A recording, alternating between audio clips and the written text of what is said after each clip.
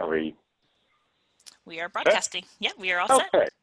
Well, then, welcome to the Executive Committee meeting for East Bay Community Energy. We will begin with, welcome everyone and a quick roll call. So, Stephanie, would you mind taking the roll? Sure. Emeryville. Here. Berkeley. Here. Hayward. Here. Thank you. Alameda County and Oakland are expected late. Okay. If you help make sure that I announce them when they do join, if I don't notice, I appreciate it. Absolutely. So next up, we have public comments. This is for items that are not on our agenda today. So, Ms. Burr, do we have anyone who submitted a request to speak?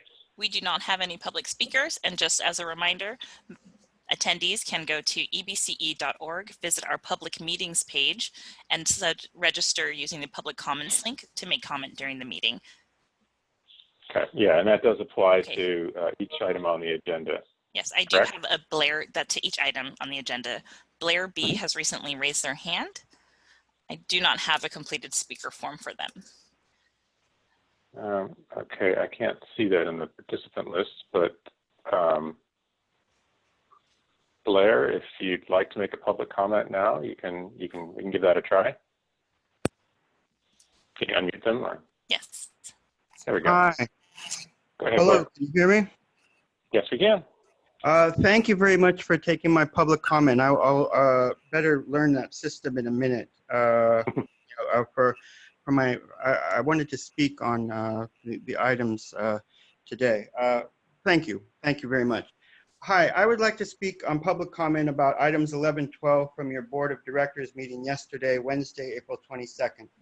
I hope I can then speak on item 5 today pertaining to the PICA items, I think it's called, to speak on. I'm new to this process. So Blair, pardon the interruption. So go ahead and talk about 11 and 12 right now, and then when item 5 comes up, we'll let you speak about item 5 then. Great, thank you very much. Yeah, I'm new to the process. Thanks for your patience, my inexperience and all that, thank you. I'm from San Jose. They voted for the same PG&E deal in hydropower nuclear. On April 7th, they agreed to the PG&E deal and to review the process in 1 year. The East Bay, for over a decade, has now been an incredible source and think tank for what has become community energy ideas throughout the Bay Area and throughout the country. I think we are all seeing San Jose had to make decisions in the beginning stages of COVID-19. They were in a scared place and therefore made frightened yet practical decision-making in these frightening times. East Bay Community Energy has a real chance to look over these initial fears of San Jose and still have 2 remaining months before its finalized budget process in June, and to really consider what can be more sustainable choices of energy for the next few years. This COVID-19 pandemic is a frightening situation with possible man-made implications. I feel simply to rely on nuclear power at this time is simply giving into the patterns of long-term social planning based on the ideas of mass death that nuclear power thrives on, and that PG&E itself has been thriving on for the past couple of years with its wildfire situation and its corporate structures. To begin to conclude here, something is very frightening is at play. I hope you can work on and want to acknowledge, we can all acknowledge here. And I really think we can work towards honest, substantial changes at this time. We're simply at a time to be practicing for several years now, interesting new choices of what can be peace, openness, sustainability, democracy, and good practices among everyday people. I have a bit more to go here. Do I have a bit more time? You have another minute if you'd like. Thank you, 1 more minute, that's perfect. From your meeting on Wednesday, from about the 2-hour 10-minute mark to the 2-hour 20-minute mark, Mayor Jesse Agrian of Berkeley, the Mayor of Albany, and the Chief Financial Officer had an interesting beginning conversation about choices that are possible at this time. Real sustainable energy practices seems very possible with the EBCE at this time, I feel. I once again ask and I beg this board of East Bay Community Energy, even as they have approved of measures 11 and 12 on Wednesday, to please take the time in the next few months to look over into the value proposition ideas and how good sustainable renewable energy ideas can be a part of your June budget and for all of us of the Bay Area and this country and earth in 2020 and 2021. To conclude, I hope we can work towards more positive and sustainable ideas at this time while asking COVID-19 and its own sort of long-term social planning and thinking to leave this Okay. earth. Thank you. Thank you very much, Blair. I appreciate that. Thank We're you. all getting to the new format here. I do want to, your time is up, but I do want to just give you and anyone else listening a little information. On Wednesday night, the board did approve item 11, but did not approve item 12, or at least not the nuclear component. So we agreed to only accept the hydro component from PG&E. That was the decision made on Wednesday. Okay, any other public comments, Stephanie? I don't see any other hands up. And Stephanie, you're muted. Or if I can't hear Double you. layer, sorry, I have a double layer of mute. No, there are no other speakers, and Councilmember Kolb has joined. Yes. Okay, wonderful. Thank you. And welcome, Dan. Councilmember Kolb. Okay, then the next item on our agenda is I've joined also. welcome Supervisor Hagerty. So we've got the full committee. That's great. Approval of the minutes from the March 27th Executive Committee meeting is the next item. Were there any changes that need to be made to that? A motion would be appreciated. So moved. Second. Okay, moved by Director Kolb, seconded by Director Martinez. Are there any objections to passage of the motion? Then hearing none, unless somebody objects to my allowing it to pass without objection, we will deem it approved. Okay, nobody on staff is jumping in telling me we can't do that. So the minutes are approved. We'll move on to item 4, which is contracts entered into. And I assume this is CEO Chassett will be providing the report. Excuse me, you have to do a roll call on every vote. So Every vote, you have to do a roll call. Okay, so let's do that for the minutes. fine. Supervisor We'll go back to Hagerty, Alameda County, Aye. Emeryville, Aye. Oakland, Aye. Berkeley, Yes. and Hayward. Yes. Thank you. Motion passes. Thank you, Thank you for Supervisor. that. Yes, thank you for that correction. So again, moving on to contracts entered into, Mr. Chassett. You can see your screen. Okay, great. So, Is this where I place my public comment? I would like to speak on item 5. Stephanie, No. can you mute No. our participants, please? Yes, thank you. Don't worry, Blair. We'll get to you when item 5 comes up. This is item 4. Go ahead, Nick. Thank you. Stephanie, can you scroll down? This is a report on contracts we've entered into over the last month. This is a mix of professional service agreements. One example, we do have one 5-year standard non-standard pricing agreement. If you recall, last year, in response to direct access and the possibility that certain large customers would depart our service for direct access, the board delegated authority to me to enter into non-standard pricing agreements with customers who had been granted a direct access ticket. Washington Hospital, one of the largest customers that we have who had been given a direct access ticket, engaged in a dialogue with us, and we were able to retain them as a customer by entering into a 5-year non-standard pricing agreement. The terms of that pricing are confidential, but I think what's exciting is that we're able to keep such a large customer, and especially in these times, a customer that is really providing such an important public service. I believe Washington Hospital is also the largest independent hospital, in Alameda County, and one of the few large independent hospitals in the Bay Area. So that's, again, another great reason to retain them as a customer and continue to build our partnership there. So I want to particularly also thank Supervisor Haggerty for helping to facilitate the dialogue with Washington Hospital. You know, those strong relationships you have really made a difference in being able to keep them in the program. So can we keep going down, Stephanie? So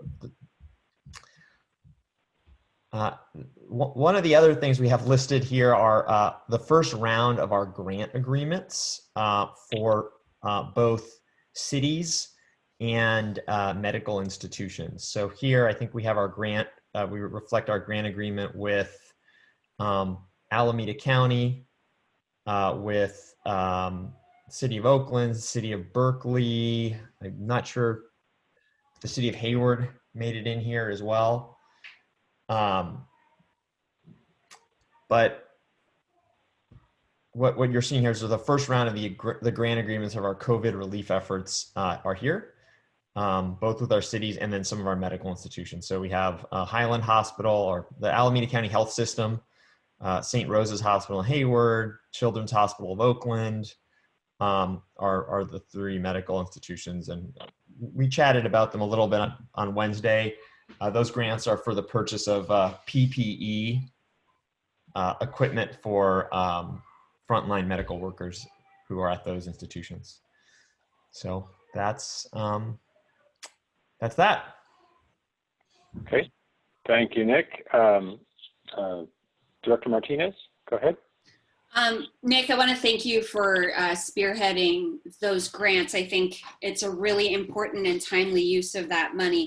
I did have a question about the Washington Hospital extension. I just didn't understand in the paragraph where it stated the extension option between July and August of 2025. Is there a typo in there, or am I just not understanding something? No, I'm sorry. Yeah, let me clarify that. So what we're offering is basically between July and August, of 2025, we would offer them an extension. We'd reprice the contract based on, you know, our costs, and we would go to them and say, here is our price. Here's our repriced contract for another 1, 2, 3, however many years. And then they have an option to accept that repricing under the same contract terms. And then that's the window that they have to. Correct. Okay. Yeah, that's our repricing window. And at that point, they can elect to take a reprice, or they can say, no, I prefer to actually, you know, no longer take service from EVC. Okay, thank you. That answers my question. Thank you. Director Arreguín. Thank you, Mr. Chair. I just want to take this opportunity to thank our staff for how swiftly they were able to implement the grant program.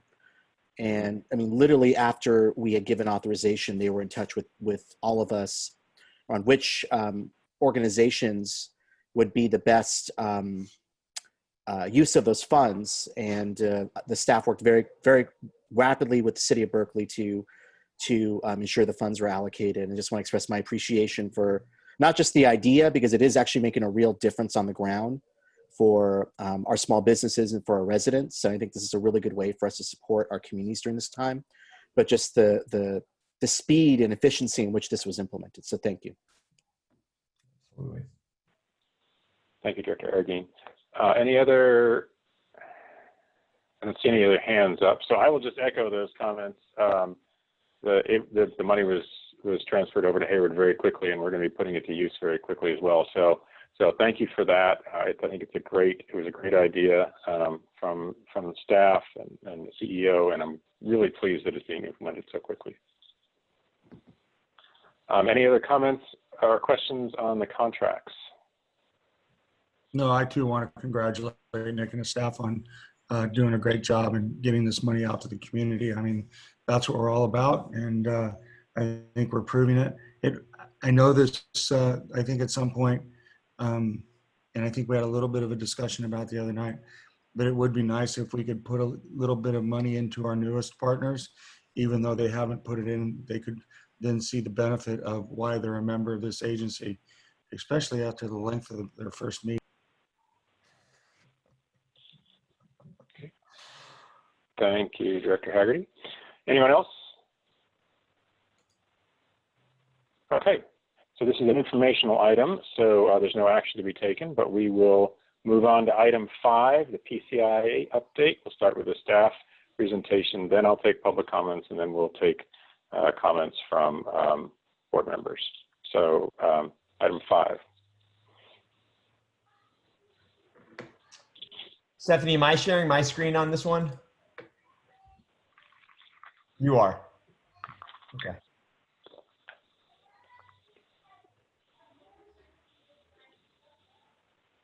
And I can see the screen now. Great. So next slide, please.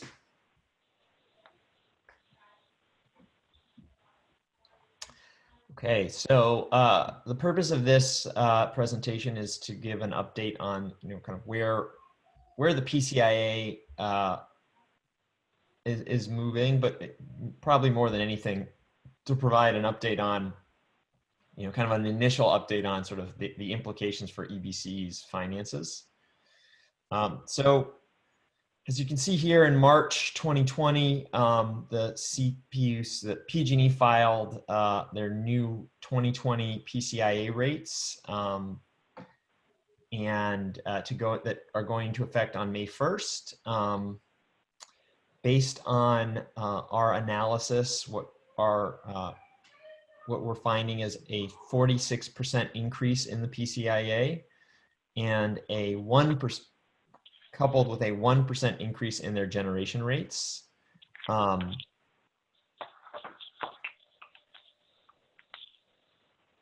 as I said, they're going to affect May 1st. In the analysis, you're going to see as follows. We lay out two financial scenarios that have to do with how uncollected balances are being, PCIA balances are being treated. If you recall, when the PCIA changes on May 1st, it's not going up the full increase. It's going up by a capped amount of 0.5 cents. At some point, in this fiscal year, likely towards the end of the fiscal year, the middle of the fiscal year, so November, December timeframe, we're going to hit a trigger of these uncollected PCIA balances, which are hundreds of millions of dollars, at which point the PCIA will go up again, at which point the trigger could supersede the cap. I think there's some open policy that we're working through at the Public Utilities Commission about exactly the relationship between the cap and the trigger. But from a financial planning perspective, we looked at two scenarios. One where the PCIA and PG&E rates are impacted by collecting up to 7% of collecting the uncollected balances down to 7%, and then another where we actually plan for paying down the entire uncollected PCIA balance. The challenge with leaving an uncollected balance is it just means you're gonna have to pay. It doesn't go away, it just flows into the next year and the next year, and it kind of follows you. There are still a number of changes that are pending in the PCIA, predominantly related to what's happening in this working group 3. That's where they're going to deal with a future allocation.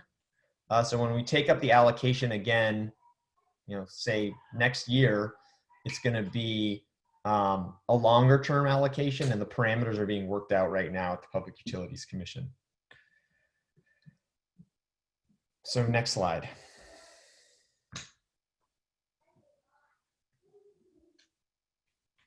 Okay. So this is our updated revenue scenario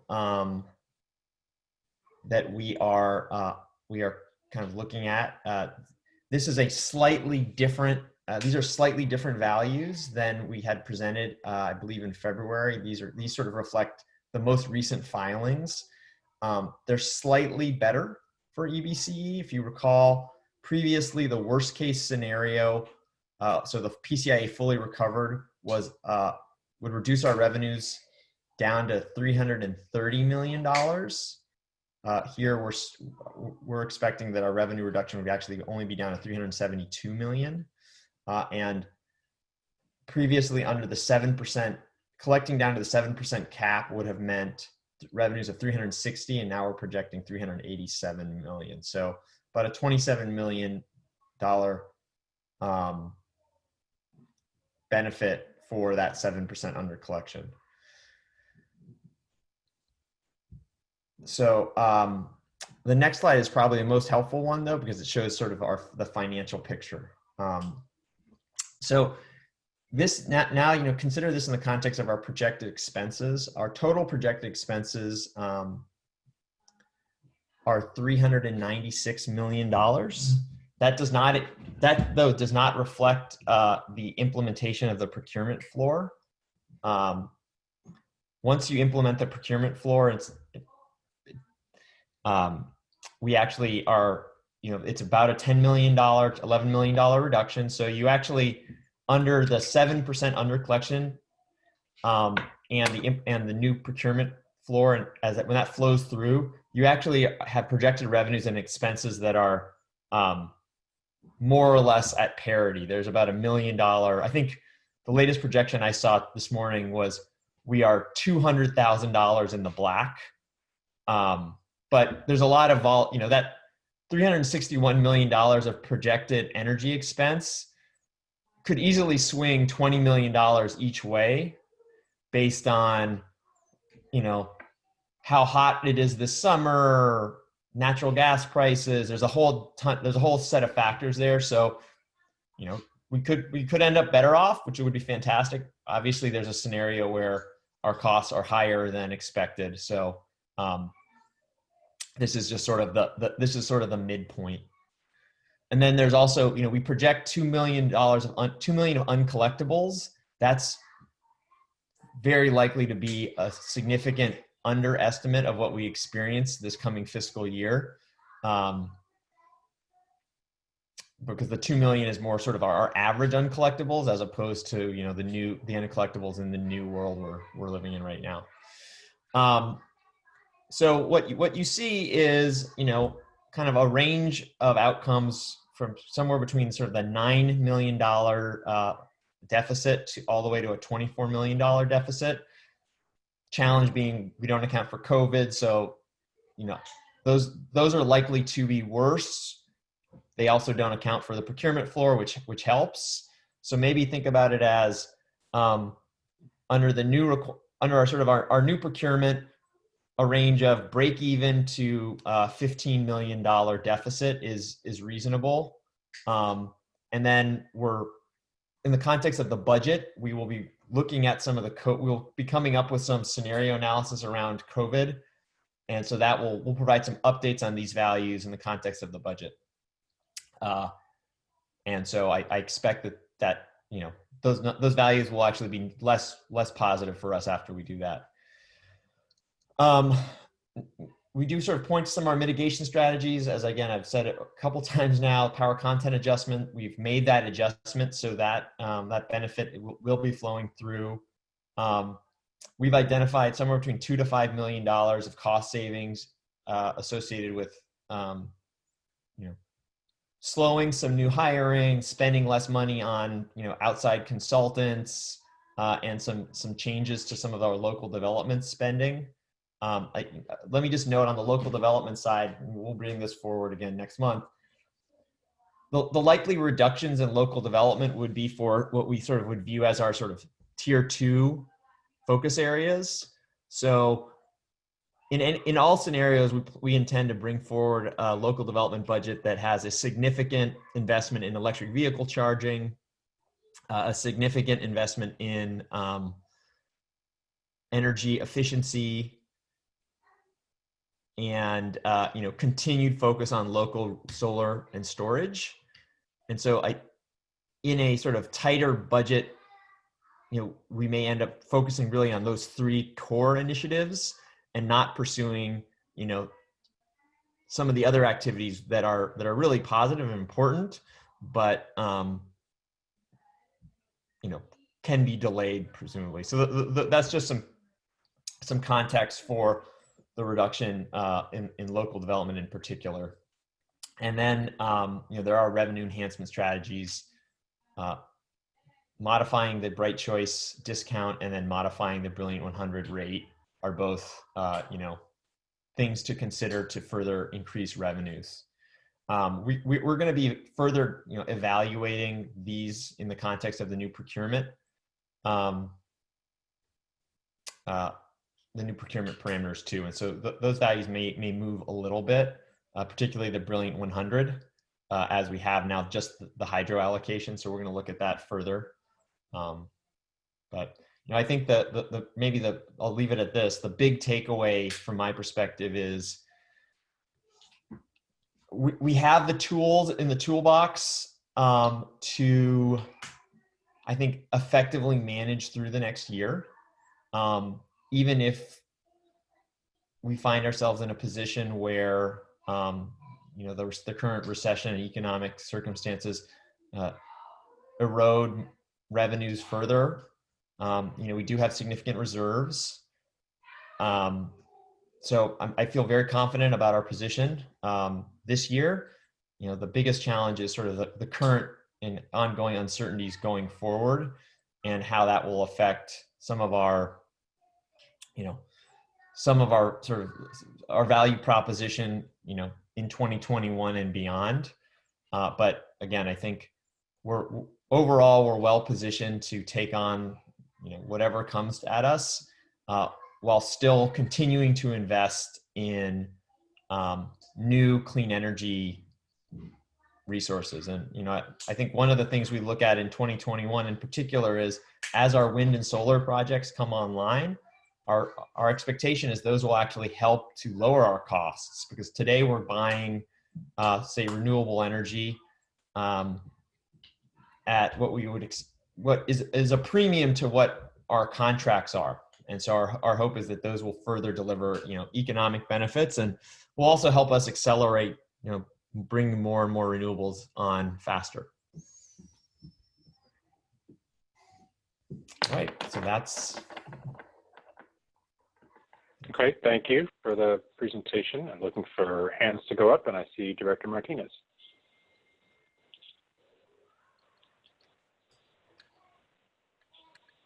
You're on mute. Yeah, Director Martinez can't hear Sorry you. about that. There you go. So, Nick, thank you for that. The projections that we're looking at the bottom of the last slide, and then, with the wiggle room for the new procurement floor, are those inclusive of the cost mitigations and the revenue enhancement that you suggest in the bullet points? No, they're not. Okay. They're not. So that's sort of our business as usual. That was our business as usual. And so the cost mitigation and revenue enhancements would improve your projected margin. So what we're looking at I know this is all up in the air right now, but the possible 0 to 15 deficit scenario that we're looking at could be mitigated by those 2 bullet points. Yeah, well, I would say the 0 to 15, it's the 9 to 24 includes all 4 bullet points. Mm-hmm. But because we've already implemented the power content adjustment, yeah, you can sort of bake that in here, and you can say, it's more like a 0 to 15 million, 0 to negative 15 million is your expected range. Mm-hmm. Recognizing that's probably going to be worse because of, the recession. So you have 0 to 15 is your expected range, and we've identified, somewhere between $6 and $18 million of additional strategies that can further bring ourselves in line. So you kind of align, somewhere between 0 to $15 million deficit, and there's somewhere between $6 and $18 million of further revenue enhancements or cost reductions. That's kind of the way to think about it. Okay, thank you. Thank you, Director Martinez. Anyone else have a question? Director Arreguín. Thank you. Well, clearly we're going to have to find some budget balancing strategies to close an anticipated deficit. I am concerned, however, about reducing the discount. or doing anything that will actually increase costs on Bright Choice customers, particularly given that we are entering a recessionary period, and this may disproportionately impact not only low-income households, but people who are facing economic hardship due to the pandemic. And also, I'm just concerned about people opting out. And so I think we have to look at this from the perspective of what do we need to do to balance the budget, but also what do we need to do to ensure the long-term fiscal health of the agency. So I guess I wanted to raise my initial concern about that first option under revenue enhancements. I would argue it probably makes more sense to look at increasing Brilliant 100 as those customers have elected to pay a premium, or maybe even Renewable 100, as opposed to reducing the discount and the value proposition. So I wanted to state that, but you know, we are going to have to make some difficult choices. It is a good thing that the adjusting the procurement floor does provide some savings. And Nick, are you going to present just options, or are you going to make a recommendation to the board? For the budget? Yes. I think we will make a recommendation to the board. So my expectation, we would come forward with a recommended budget, which would include both recommended cost mitigation strategies and, you know, recommended value modifications or potential modifications to value proposition. And then what you would do is we would sort of have maybe like 3 scenarios with sort of our there's business as usual, recommended, and like stress case is I think the way we've been looking at it. Howard, isn't that right? We have basically 3 scenarios that we've built out. Yep. And so we'll have the 3 scenarios and then the recommended approach.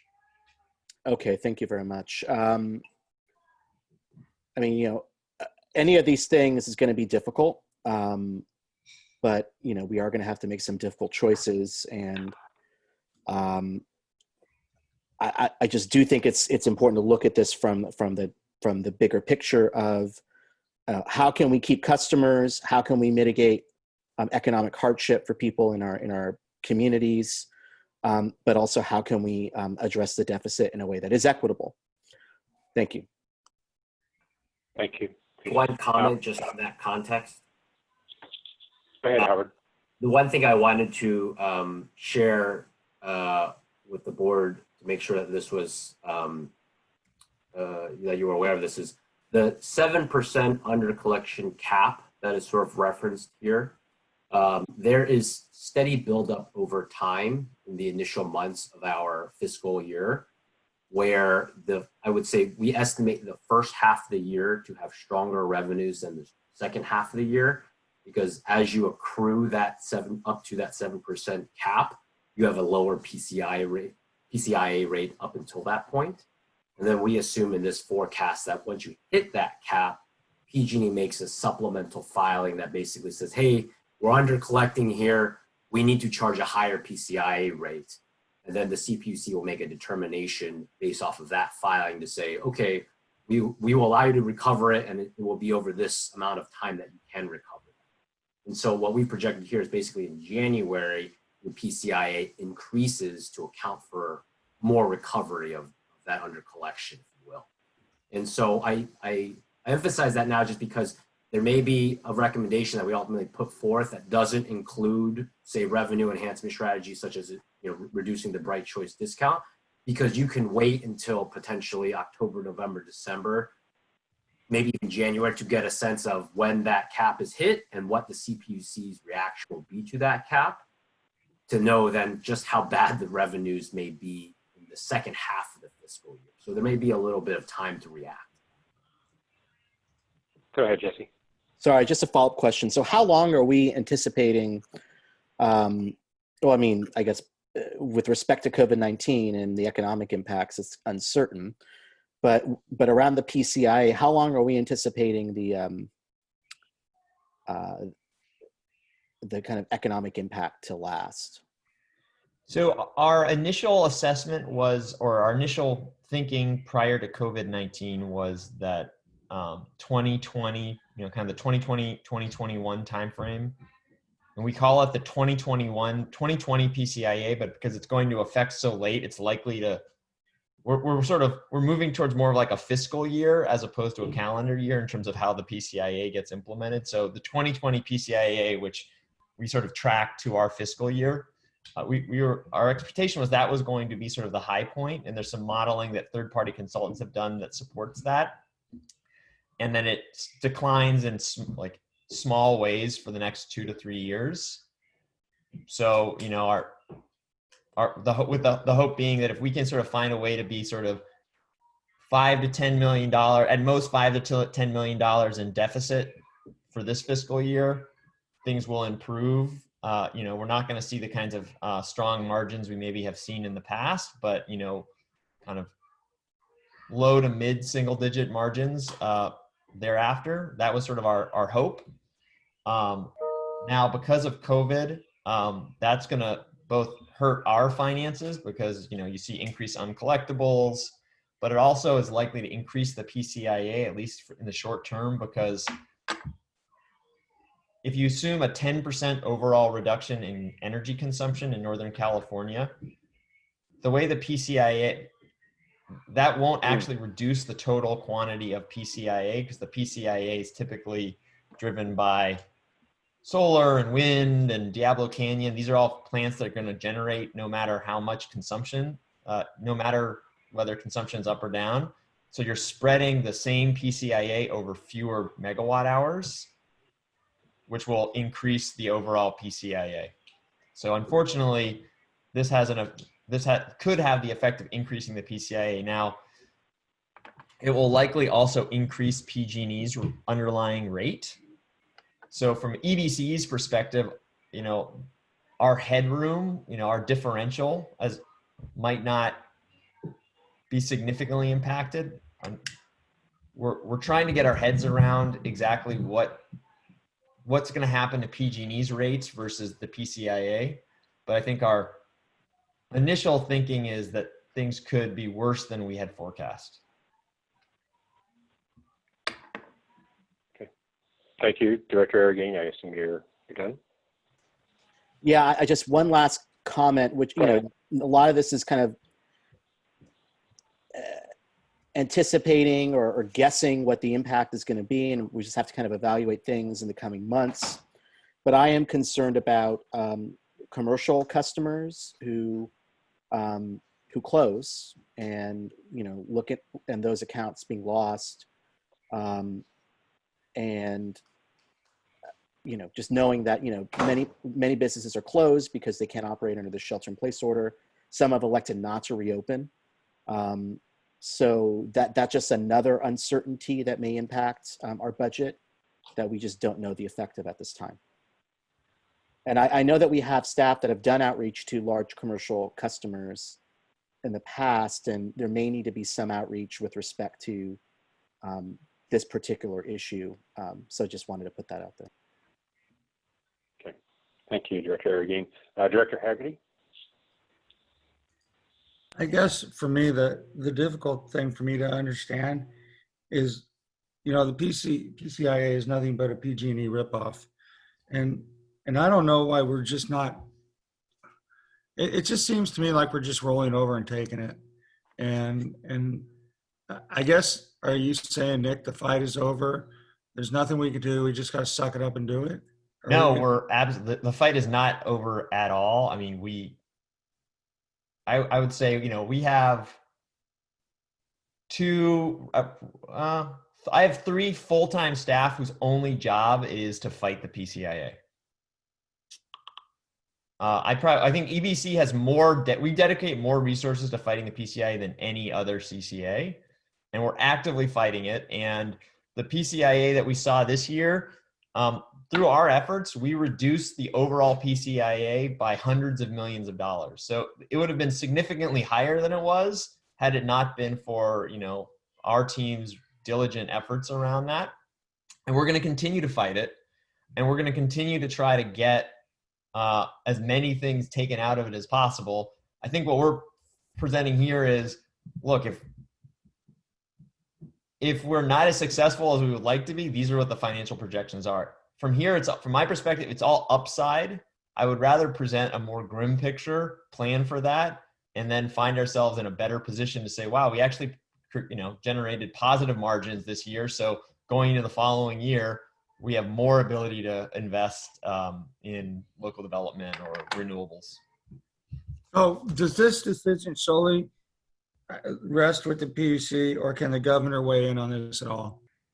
It does rest solely with the PUC. I mean, we are actively, working on, we've met with the governor's staff on this topic. The biggest challenge we run into with the PCAA, because it's so technical, is there's always sort of a deference given to the CPUC on this. And, we've made incremental progress, but because the PUC is such a legalistic entity, it just takes time for some of those benefits to roll through. So for instance, the next round, this whole allocation question that we ran into, well, as we demonstrated, right, the allocation was worth, in excess of $10 million a year to our CCA. If you look at across the board for Northern California, the allocation, which we fought for and won, is saving CCAs, probably close to $100 million. The next round of allocation is going to actually potentially be even more significant in its cost savings, because it's also going to include PG&E's existing renewables. But the PUC process is just going so slow. And, we've gone to the legislature, we've gone to the governor's office, and we've reflected on that. And, it's just the nature of a regulatory process. But, there's certainly all continued opportunity to, exert pressure. And, if we can get the governor's ear on this, I think we would absolutely benefit from more engagement. Thank you. Thank you, Director Hagerty. Director Call? You're on mute, Director Call. Oh, there we go. There you go. Okay, thank you.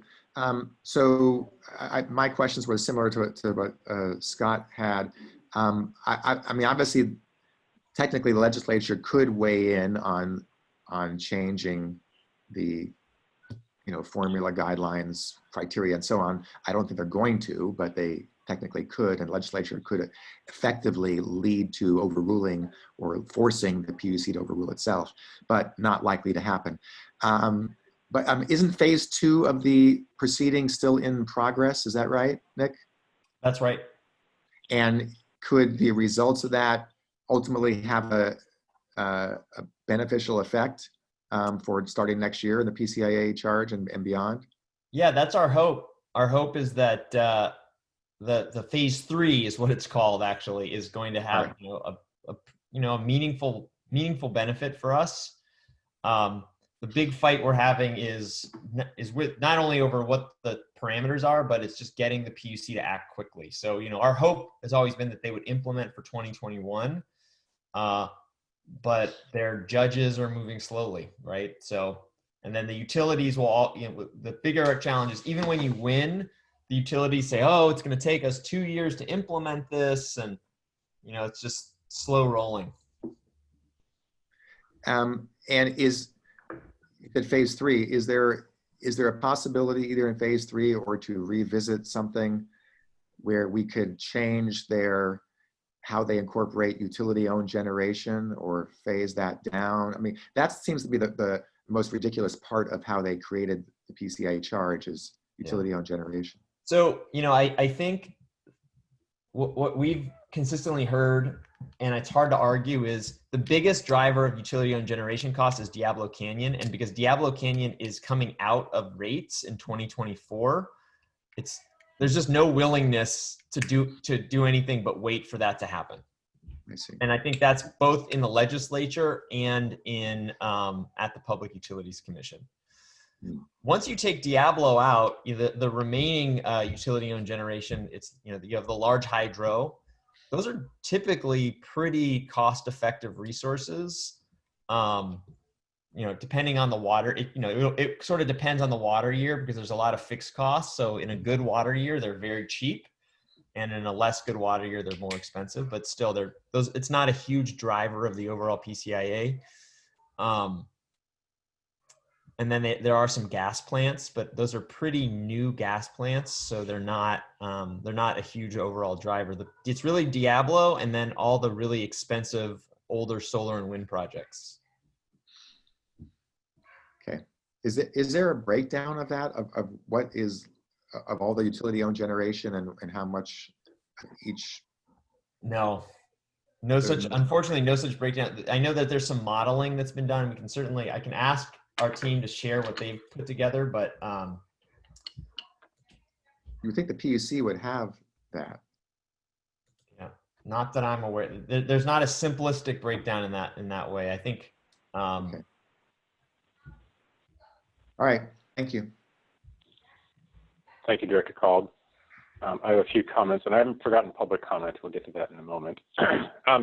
So a couple things. The last time we talked about this, Nick, I think you were projecting, or staff was projecting, a PG&E rate decrease that corresponded to their PCIA increase. And now you're projecting, or maybe PG&E has said they're going to do a 1% increase. If I got that right. So obviously it's not great for our customers, maybe, or PG&E customers, but it is good for our bottom line, right? Yes, that's right. Now, I think that the nuance there also is that 1% is very affected by how that 1% is in the 7% under collection scenario. If they were to elect to fully collect the PCIA, the rate would be, you'd see the rate actually go down. I see. So that's something we have to worry about now for the January 1 time. What I would say is that's integrated into the projected revenue.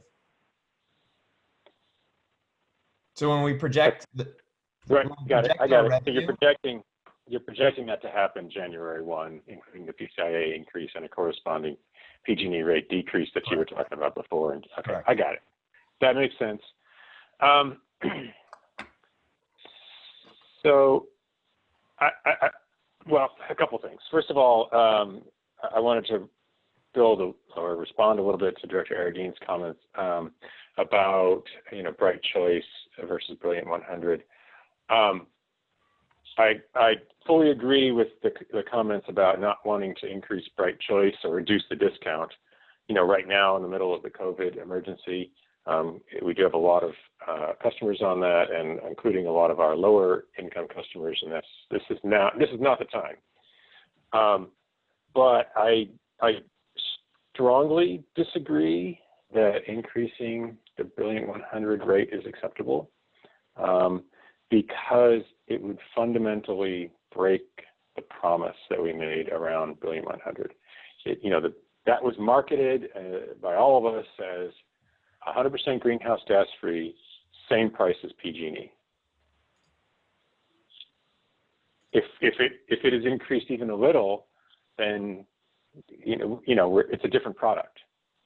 And I've said before, Hayward is the largest group of customers on Brilliant 100. I was proud to do that. I'm proud they're still there. But I only felt comfortable, and I think my council only felt comfortable pushing for that because we weren't raising anyone's rates. We were just keeping it level with PG&E, but giving them a 100% greenhouse gas-free product. If the product changes such that the rates are higher than PG&E, I would recommend to my council that we move everyone off of it.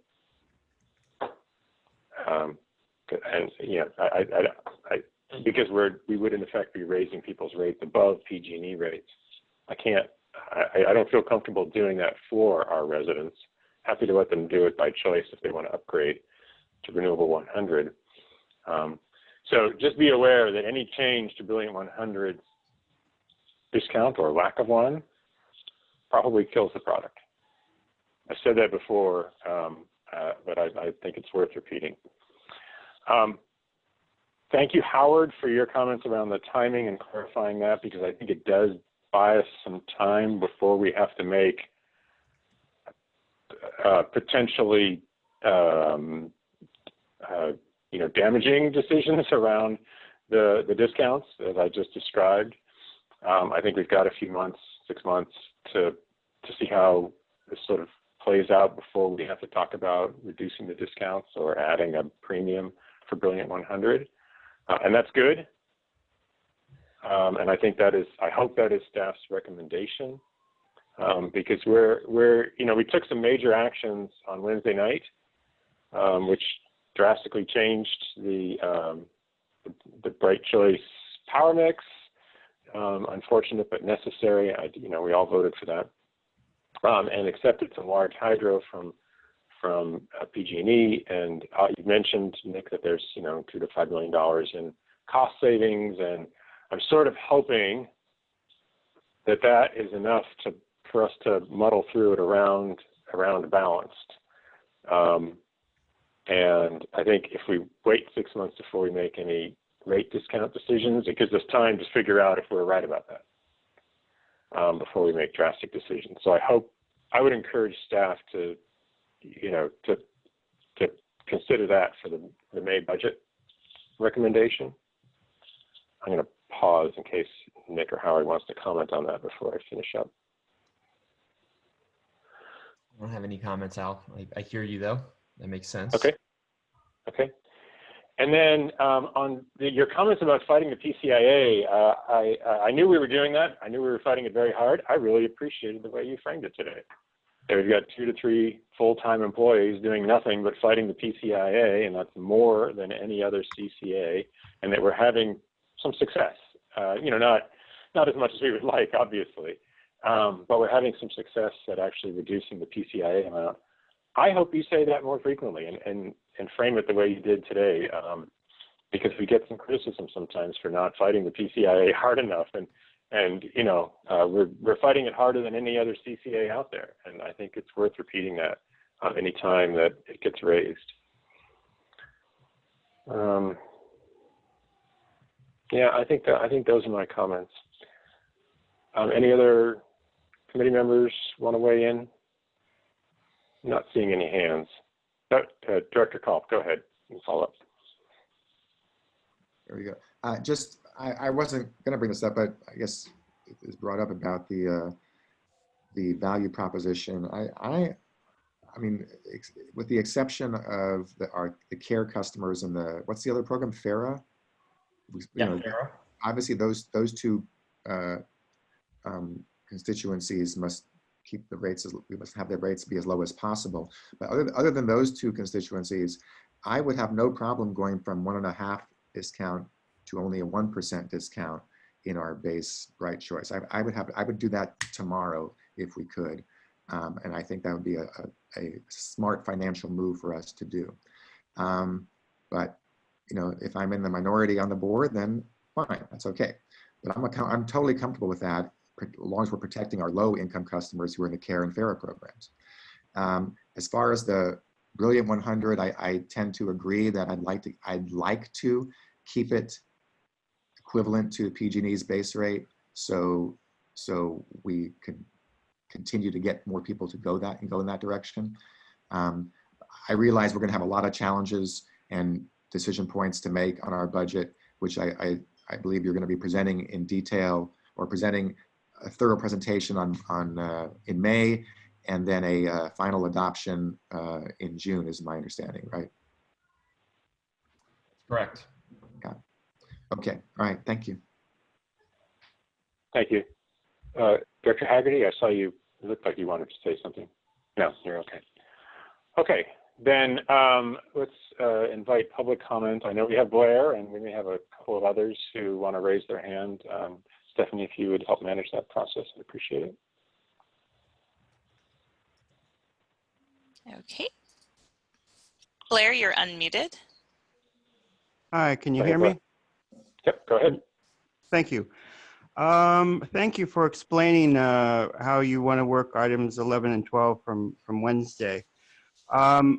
It's already been my understanding, and thanks that it was nicely explained by Councilperson Kalb, that hydro tends to work in 2 to 3 year blocks, because previous this year in San Jose, I was preparing myself for, say, about 2022 or 2023 would be the time to make the next step towards better renewable ideas, and these coming years would be, a need of hydro, and so I've been prepared for this, and it sounds the way you guys are talking today that things are in hand, and I thank you so much for that, and for you guys to want to choose hydro over nuclear is so important, and I think that's going to be a good way to describe equity to everyday people, and your cost-saving measures or value propositions.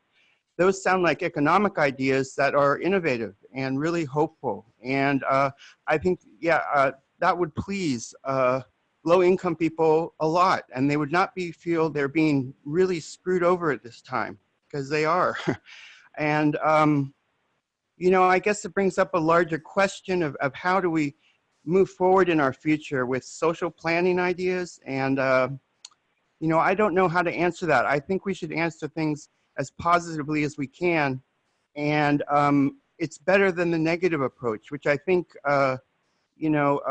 relying on nuclear power plans, deals, and, bulky PG&E stuff. And also to mention, on bulky, the way some people have been talking about this issue has been one of how can nuclear power be a part of an economic structure. I think we can build, really good economic structures based on renewable ideas and really work towards that sustainable purpose at this time. It seems like, the pieces are in place where we can continue our good practices. And so good luck to yourselves on this. And that's what I wanted to conclude with. So I think that'll be enough for now. But good luck in your efforts, and thank you for working on this, and hydro and issues before nuclear is very important to me. Thank you. Thank you, Blair. Stephanie, any other public comments? I don't see any. There are no other speakers signed up either. Okay, thank you. I did think of one more question for staff related to that last item. So do we have any sense of whether the COVID-19 shelter in place has resulted in a significant shift, reduction or increase? Obviously there's been a shift, but has there been an overall reduction or increase in power consumption that we can sort of project forward in terms of being a meaningful increase or reduction in overall power needs for the year? I'm happy to comment on that. So we've done some, analytical work and created some dashboards to sort of track our interval data on a close to real-time basis with obviously some lag. So we've gotten close to a month's worth of data thus far. And what we've seen is that on sort of that aggregate basis of load, we are seeing a reduction. I think the state of California is around 8%, though there's a lot of things that can move that number based off of how you normalize for weather and things like that. So it's certainly not a perfect exercise, but that's the rough sort of industry estimate. And what we've seen with our load is about 4 to 5%. So it is more moderate than what we're seeing statewide, but it's not an immaterial number by any means. And we're also seeing generally a flatter load shape, which tends to be beneficial from sort of a cost perspective, where your peak year hours are a little bit more muted. And so those are probably the two main takeaways just in terms of the current load analysis that we've seen. But part of the challenge really is that weather normalization piece, because if you do it weather normalized versus non-weather normalized, you actually see some different results. And so that's part of the ongoing analysis. Yeah, thank you. That is helpful. And the follow-up question, which I think is implicitly answered, was, whether we are, in light of a reduction in demand, whether we might be over-hedged. But I think our hedging is in the 80-85% range, and so a 4 to 5% reduction isn't going to, take us below that, where we have to end up having wasted our hedges or have to sell our hedges, and that was like. That's right. Yeah, there are some scenarios that we're analyzing where we say if there's a load reduction of 10, 15, 20%, then yes, then we have Yeah. significant risks there. The other important factor to keep in mind is there's what I've told you is sort of an aggregate level of load reduction, but when you think about the high load hours and the low load hours, they're different, right? So there's more significant increases in the high load hours because your base load demands tend to be more consistent. COVID is not causing people overnight to reduce their energy costs because commercial facilities were generally reducing their energy use overnight. So your kind of baseline low load hour demand is pretty similar to what it was pre-COVID, but your peak year hours, which tend to be your more expensive hours, those have come down more significantly. Okay.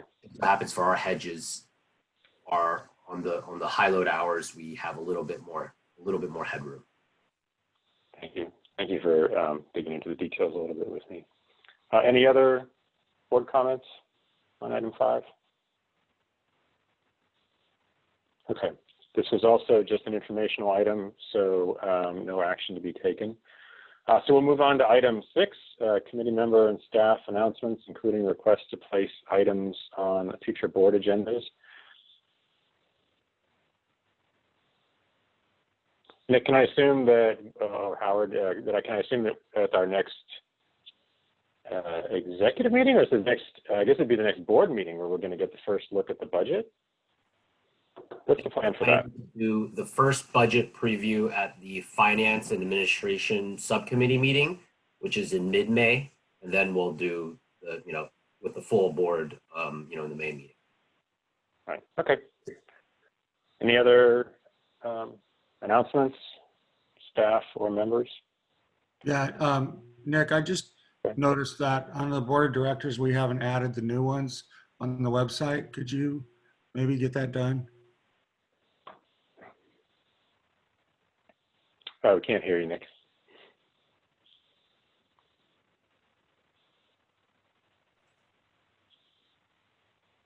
So I'm going to assume that Nick said yes. Yeah, thank you. All right, he did. I see him nodding. Okay, Yes, that's a good point. I was muted for some reason. And then at some point, Director Call will need to probably give them committee assignments. I don't know if a plan is to do that before or after they start accepting load. Have you given any thought to that? Our timeline? Yeah, I'll discuss that with Nick, and we'll make sure the new members get invited to be on committees like everybody else. Great, cool. Thank you. I appreciate that.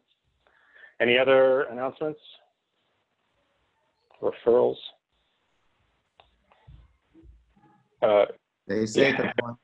All right. Thank you all. We are adjourned until our next meeting, Friday, May 22nd, same time, same virtual place. Thank you all.